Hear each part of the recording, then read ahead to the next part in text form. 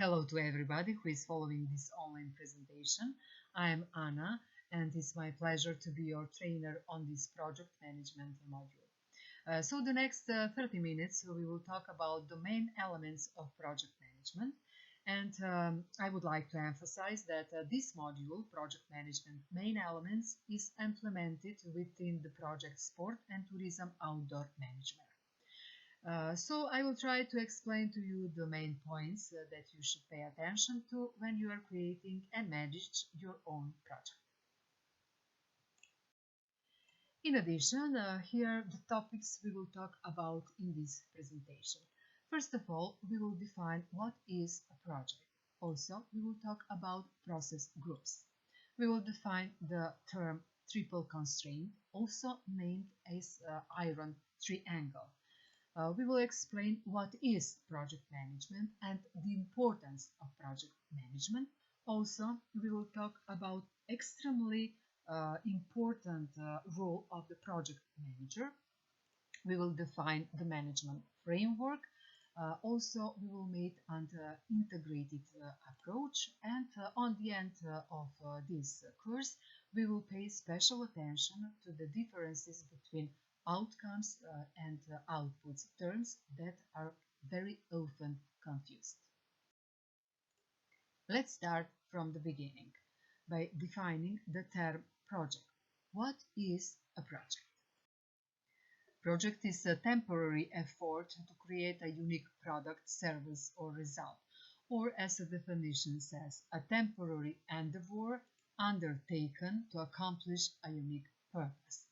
Project management plan is created by a project manager. This plan requires a buy-in from all stakeholders.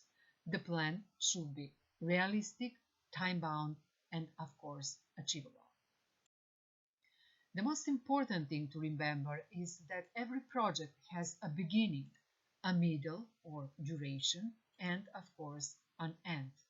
If there is no defined beginning and end, then we can't talk about a project. Also, projects drive change and results in benefits. All projects have a common set of characteristics. Let's take a look how we can define their common characteristics. Every project has a target outcome, also a defined lifespan, cross-organizational participation. Every project is new or unique, and of course, as we said previously, every project has time, cost, and performance requirements. To make it even clearer what a project is, in the following we will make a comparison of what a project is not. So, let's take a look. When we are talking about something what is not a project, then we can find explorations. Also, that project, what is not a project, we can find that he is going on indefinitely. Also, there is one team or one person working alone, creating the same thing multiple times, and no constraints on time, cost, or performance. So, let's see now what are the stages that a project has to go through. In the following, we will talk about phases of project management or process groups. Projects, big or small, have a lot of moving parts. There is so much to coordinate and track to get from point A to point B and execute a successful project. That's why the projects are broken down into smaller, more, I should say, digestible pieces, also known as project phases. Project phases allows you to take your uncompromising project and organize it so that you can, I should say, wrap your mind around it and, of course, make a progress. In process management, there are 5 phases. They are initiating, planning, executing, controlling, and closing. Through these project phases, there is a need to constantly monitor and controlling, which is where project management tools come in. Without project management tools, you will be scrambling to gather actionable data, track progress, and meet deadlines. The 5 phases of a project constitute the project management life cycle. But now let's take a closer look at the 5 phases of a project. All projects begins with initiation. The value of the project is determined as well as its feasibility. Before the project is approved or rejected, these 2 documents are created to sell the work to the stakeholders or to the sponsors.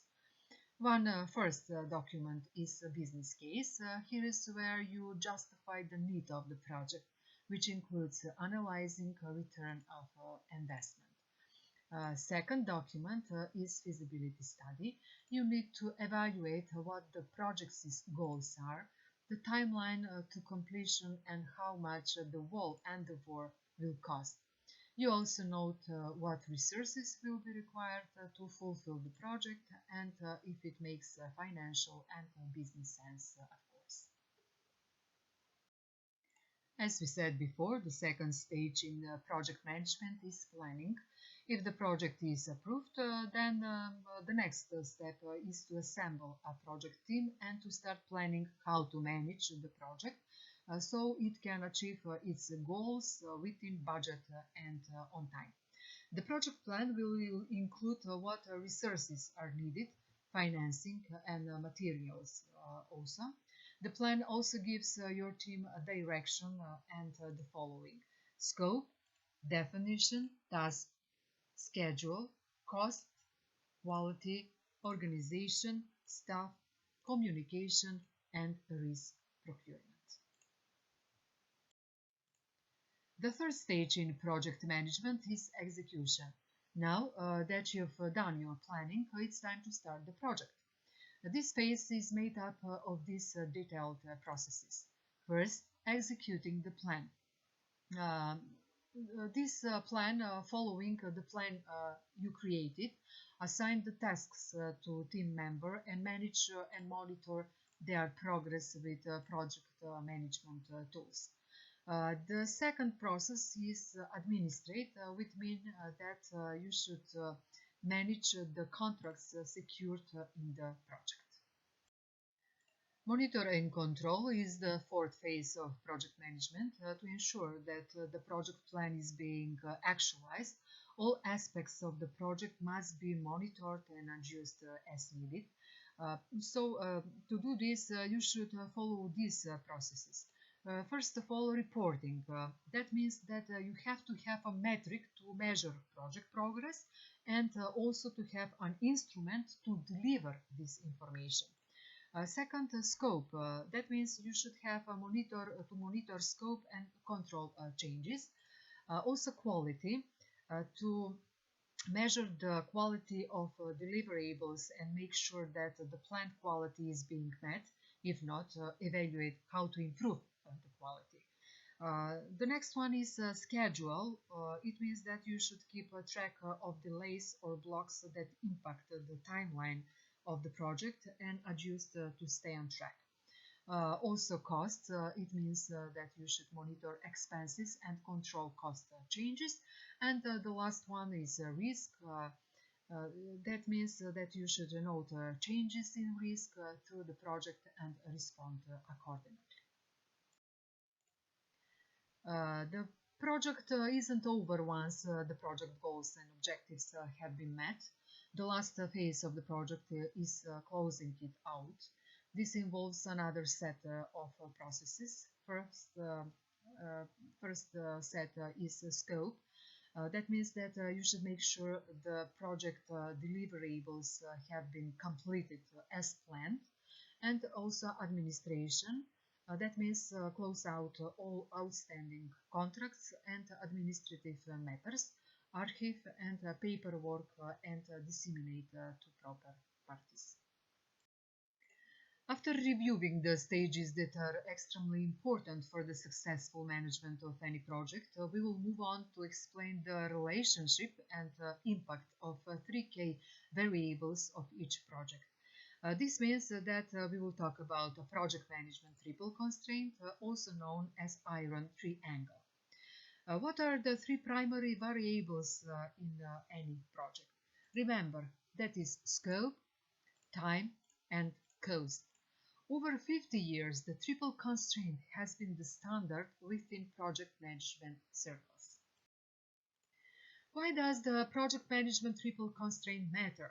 Why are we talking about it? Keeping the three elements of the triple constraint in mind as you manage a project will help you adapt to changing conditions while still delivering project on time, within budget, and within scope.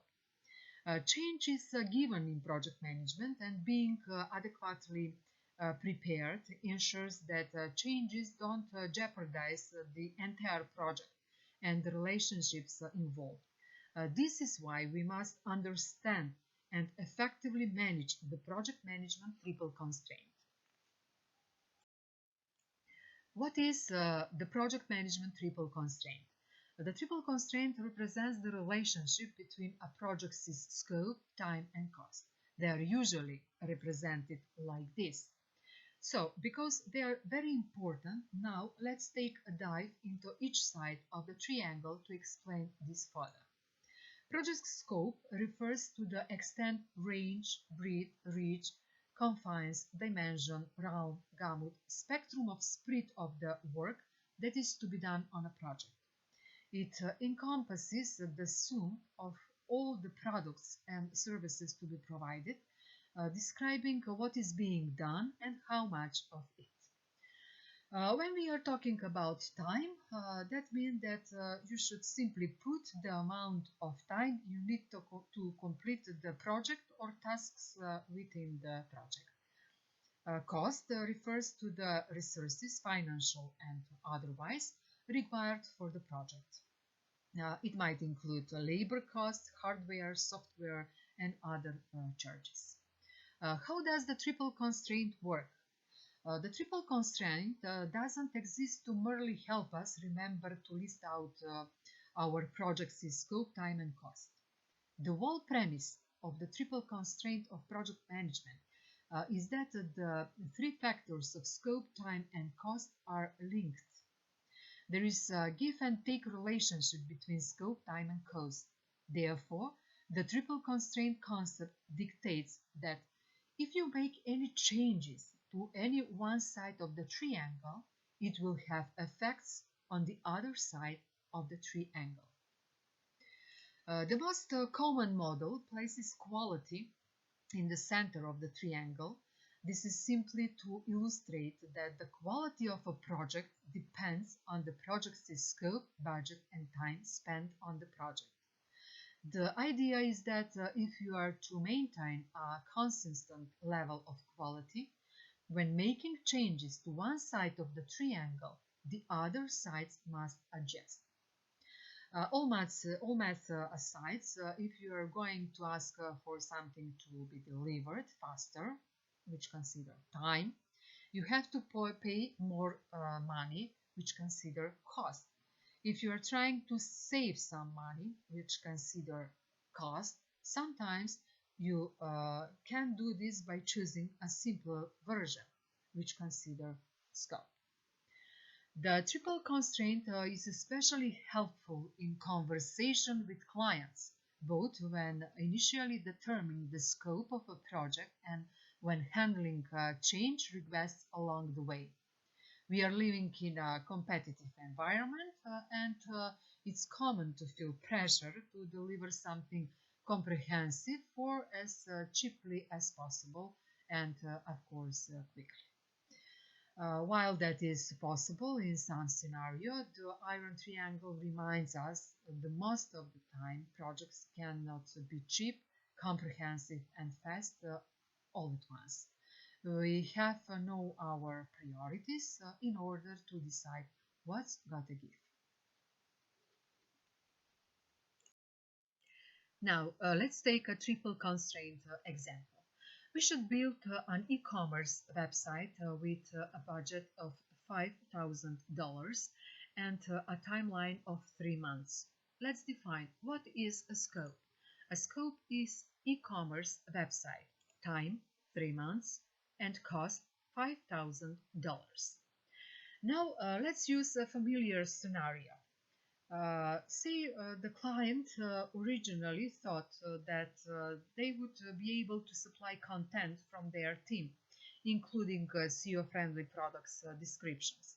They recently find out that their team doesn't have any available cycles to produce the content, and they've gotten in touch to ask you about having your team to do it. Now, with the iron triangle in your mind, when you get this request from the client, you remember that you can't increase the scope without factoring in its relationship with time and cost.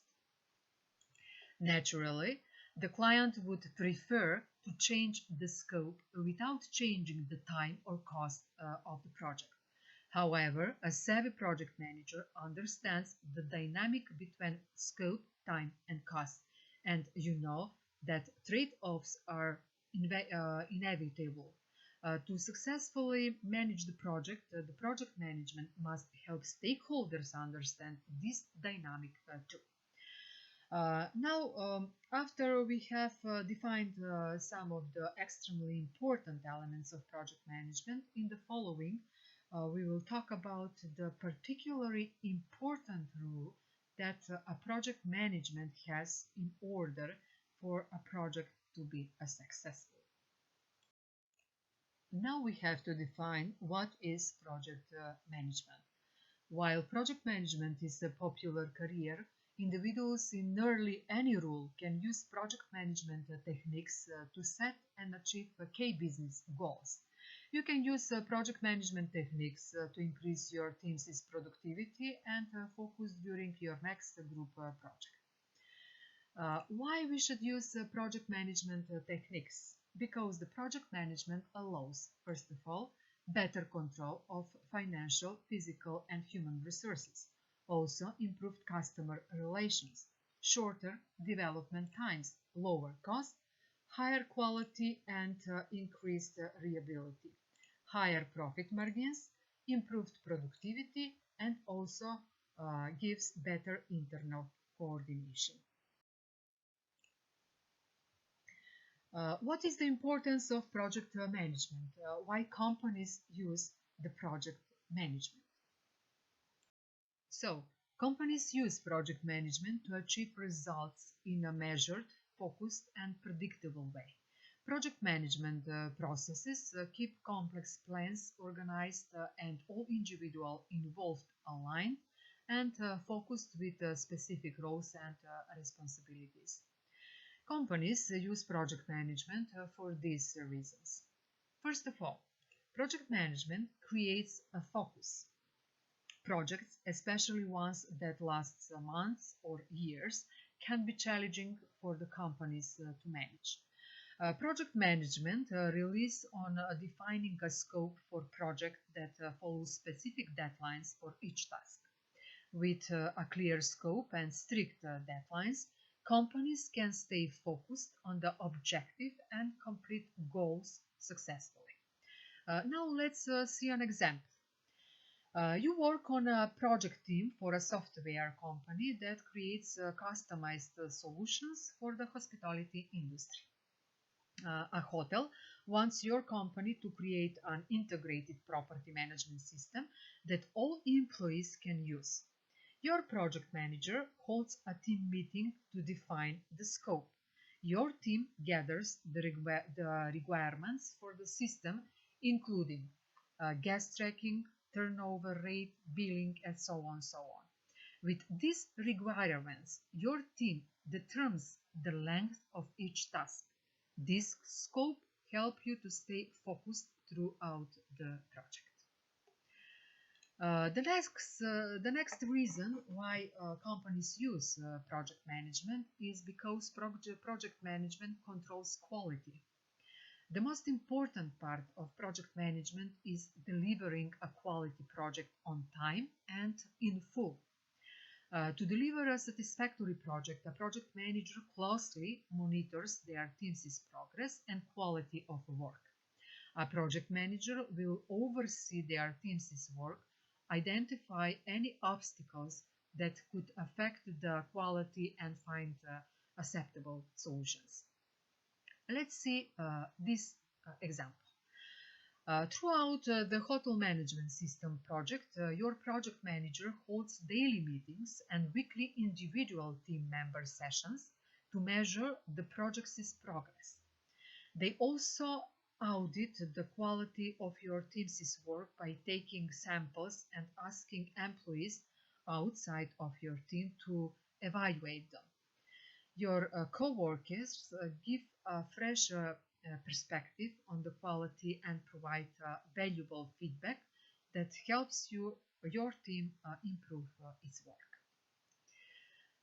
The next reason why companies use project management is because project management minimizes risks. The first phase of project management involves evaluating whether the risk of a project outweighs the benefits. If a company chooses to continue with a project, project managers will continually assess potential risk and formulate plans to minimize them. Fewer risks ensure a timely and successful project. Let's take an example. During the execution phase, you and your project manager discover there may be an issue integrating the hotel's current property management system with your new one. To eliminate this risk, they hold a special session where your project team formulates several ideas for a solution. After evaluating all of the solutions, your project manager chooses to implement one that poses the less risk to the rest of the project. Next reason why companies use project management is because project management reduces project costs. During the planning phase, project managers and stakeholders define a budget for the project. Having a through budget helps project managers to reduce costs by knowing exactly how much they can spend on resources. Further, once a company creates successful project management phases, they can reuse the processes in future projects. Let's take an example. Your project manager spends a portion of each day comparing the current cost of the project against the budget. By reviewing this information daily, they make sure the project will not go over the planned budget. The hotel owner has also mentioned that they may be interested in creating an application for tablets for housekeepers to use. If they decide to move forward with that project, your team will already have a basic template to work from. The next reason why the companies use project management is because project management encourages teamwork. Collaboration is crucial to achieving goals during a project. Effective teamwork allows groups to utilize the strengths to each individual, making workflows more efficient. Let's take an example. Apart from your daily meeting and individual team member meetings with your project manager, your team holds a weekly session to share ideas. During this session, members share new knowledge that the rest of the team may find useful. Members also pose individual challenges so the group can find a common solution. You end the meeting by having each member highlight another member's effort or success. Next reason why the companies uses project management is because project management maximizes resources.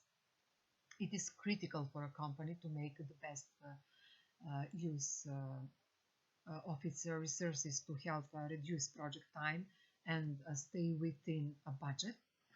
Resources can include a project team's time or cost such as travel, tools and materials, A large part of project management defines the resources necessary to complete a project and forms a plan to use them correctly. So by completing a project on time, team members can begin work on other projects quickly, which maximizes the company's resources. Let's take an example. You must log your hours in a time tracking system each week, where you list how many hours you spent on each task. The system then creates a report that your project manager reviews at the beginning of the week to determine whether you are spending the right amount of time on each task and if the project will meet the deadline. Also, the next reason why the companies use project management is because project management encourages learning. During the closing phase, project management teams reflects on the project. They hold post-project meetings called retrospectives, where they discuss the process, success, and feedbacks. Retrospectives are an ideal time for team members to document their strengths and areas where they can improve. Let's take an example. Your project manager holds a meeting once the hotel approves the project. So they start the meeting by highlighting the success and praising individual team members. After that, they invite members to share their experience and what they learned. Now, I would like to give you an advice. Have you ever kept a diary with the descriptions of what you have done and achieved during the project?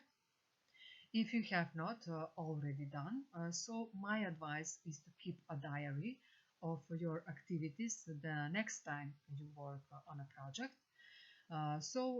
It will be very useful for you, and in this phase of detecting the good aspects, but also the negative aspects of the project. Okay, so far we have talked about the main elements of project management, the phases, the three variables, and the importance of project management. But in the next few minutes, we will talk about the extremely important role that the project manager has in the project management as well as the project team. Successful projects are usually the results of carefully planning and the talent and collaboration of a project's team members. Projects can't move forward without each of its key team members, but it is not always clear who those members are or what roles they play. Here we will describe the role of the project manager, but in the team are also included project team member, project sponsor, executive sponsor, and business analyst. The project manager plays a primary role in the project and is responsible for its successfully completion. His main task is to lead and manage the team. The manager's job is to ensure that the project proceeds within the specified time frame and under the established budget while achieving its objectives. Project managers make sure that projects are given sufficient resources while managing relationships with contributors and stakeholders. Now, very shortly, we will talk about project manager duties. So let's see what are his duties. First of all, develop a project plan, manage deliverables according to the plan, recruit project staff, also lead and manage the project team, determine the methodology used on the project, establish a project schedule and determine each phase. Assign tasks to project team members. Provide regular updates to upper management. In the following, we will make a small analysis of a set of guidelines that the project manager may find useful in measuring the triangle for their project. What are the 10 knowledge areas of project management? First of all, integration management, the overarching plan of managing a project which takes into account all schedules and process and identifies the actual deliverables and scope of a project. The second knowledge area is scope management. This element helps focus a project's scope, which in turn allows project managers and resource managers to plan and assign resources to it. The third knowledge areas is time management. This element enables the building of processes and schedules and ensures time frames are realistic and they are achievable, of course. The next knowledge area is cost management. Performing this exercise allows you to plan a project's overall budget, from estimating to financing to controlling costs. The next one is quality management. This element identifies everything needed to plan and produce a project that is effective and meets or exceed the stakeholders' goals. Next knowledge area is human resources management. This is how team members are assigned their roles and responsibilities on a project. Then we are talking about communication management. This element gates how stakeholders and project managers communicate, including the communication guidance. Next knowledge area is risk management. Identifies, analyzes, and responds to risk factors during a project. Also, procurement management. This element applies to contractors and vendors and all other third parties that may contribute to a project over time. And the last knowledge area is stakeholder management. These elements helps project managers design effective stakeholder management strategies and tools. In the following, we will talk about the basic but very important principle of project management that you need to consider for the development of your project. First principle is project objective and goals. This principle of project management is understanding your objective. Simply put, what do you hope to accomplish, or what is the purpose of this initiative? Determining what you intend to accomplish will help you develop your overall project structure moving forward. After determining your objective, you will need to develop project SMART goals. These goals need to be S specific, M measurable, A achievable, R relevant, and T timely. SMART, that means SMART goals. If your goal is simply to increase overall sales, that's not a SMART goal. Rather, your goal should to be increase sales of a certain product by 10% over the next 6 months as a result of the new tool being developed by your project. Second principle is budgeting. Once you determine your project objective and goals, you will begin planning how to accomplish your mission. At this point, you will begin to discover constraints that will impact your ability to achieve your project the way you may have planned. One of those big constraints is your budget. It is no secret that teams are constantly being asked to do more with less. You will face the same reality with your project management plan. When you have your approved budget, you will have to carefully consider your project priorities and determine which aspects are essential and which can be reduced or eliminated to still reach your goal. The budget will play a major role in your overall project scope. So, this principle of project management should not be ignored or overlooked. The third principle is scheduling and estimating. Another constraint that you will need to consider is time. So it is important to develop a comprehensive calendar and work estimate for your project. Your schedule should focus on when the activities will be done, not when they must be done. So, therefore, you are considering factors such as holidays, vacations, bandwidth, and prior project commitments. Remember, this fundamental principle of project management is essential to ensure you are not overcommitting your team to complete tasks in an unrealistic time frame that are vital to your project. The fourth principle is define team responsibilities. The next principle creating means to creating a checklist of responsibilities, whether in a project management software, Excel file, or chart is essential for this practice. Mapping out tasks provides a comprehensive view of the smaller things that need to be accomplished and in what order for you to complete your project. This is a vital step because by outlining everyone's rules, you will begin to see which deliverables need to be ready in order for certain members to begin their work. And you will identify potential blockers and constraints now rather than in the middle of your project.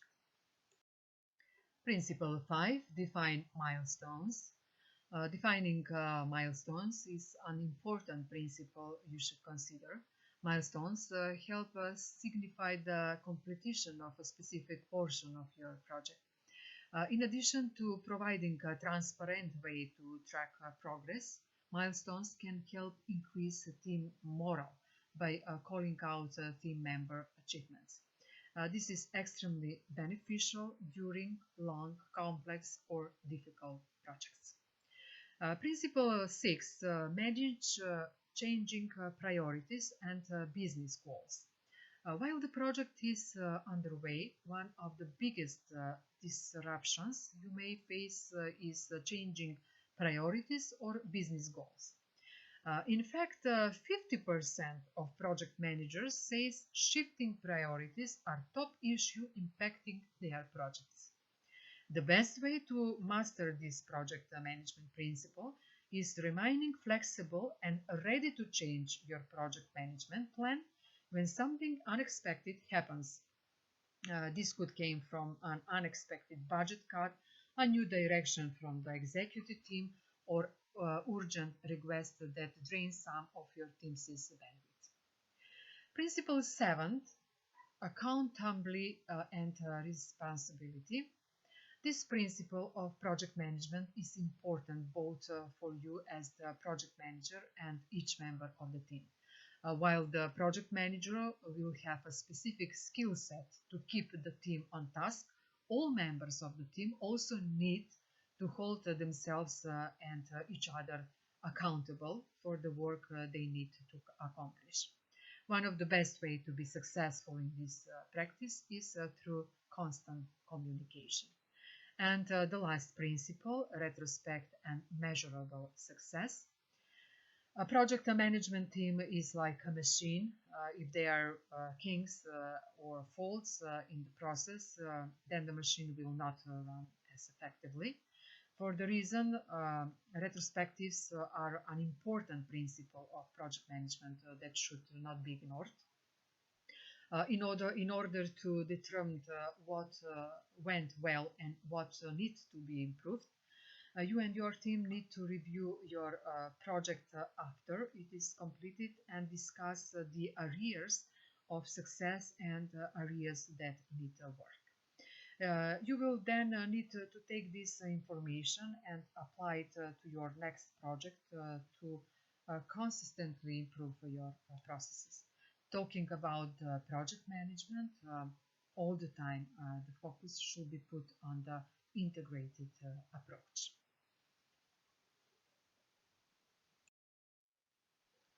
This means that in this wall review of the main elements of project management, here we cannot do without mentioning the stakeholders. Who are the project stakeholders? Stakeholders, it's an individual, group, or organization who may be affected by, or perceive itself to be affected by a decision, activity, or outcome of a project. Stakeholders are either directly involved in the project or have interests that may be affected by the project's outcome. It includes normally the members of a project team, project managers, project sponsors, executives, customers, or users. It is beneficially and advisable to know about good stakeholder management skills and communicate constantly with stakeholders in order to collaborate on the project because, after all, they are also affected by the project. Project stakeholders can be classified into two types. First, internal stakeholders. As the name suggests, these are the people involved in a project from within. And external stakeholders. These stakeholders are not directly involved, but are engaged from outside and are affected by the project outcome. In the following, we will explain those stakeholders that you will meet most often when you will work on a project. So let's see what and who are the project stakeholders. They are sponsor, customer and users, sailors, business partners, organizational groups, functional managers, and other stakeholders.